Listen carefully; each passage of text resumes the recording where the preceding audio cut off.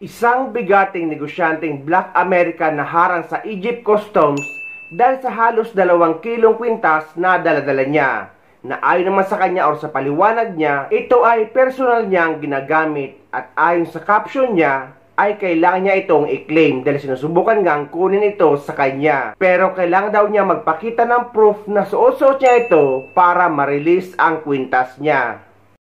Gold? Gold? No. Gold? Double gold, double gold.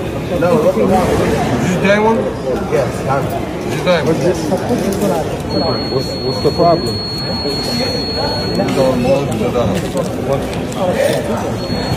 تمام تمام Rapper. زغلول What do you call it? Okay. What is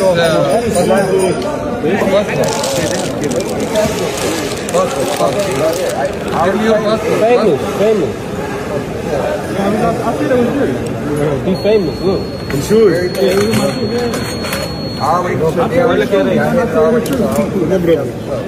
Oh, on my page. هنا زحمة زحمة. That's weird. Hey, you have a gold hair also? No, just this. I chain in my ring. بقول لك ايه يا ريس؟ Is this the wrong? I can't wear jewelry to Africa? No jewelry to Africa? هنا برضه No jewelry? You don't like jewelry? It's the first class spa shower. Come in here and take a shower, you know what I mean? Watch a little TV. They acting crazy.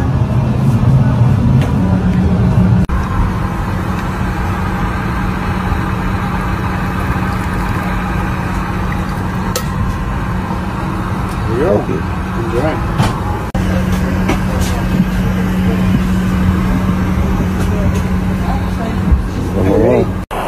Hey man, this is one of the main reasons why y'all need to stay focused, because you can be on a very expensive first class flight on Emirates, you know what I mean, drinking Dom Perignon, eating caviar, 30,000. Ako naman guys, base sa personal kong karanasan kapag umuwi sa Pilipinas, dahil sa atin namang mga OFW ay mostly ay daladala natin pauwi sa Pilipinas ang mga gold na naiipon natin dito sa ibang bansa, na kapag mga mabibigat na grams ay talagang sinusuot ko. Dahil kapag suot nyo ay wala yang problema.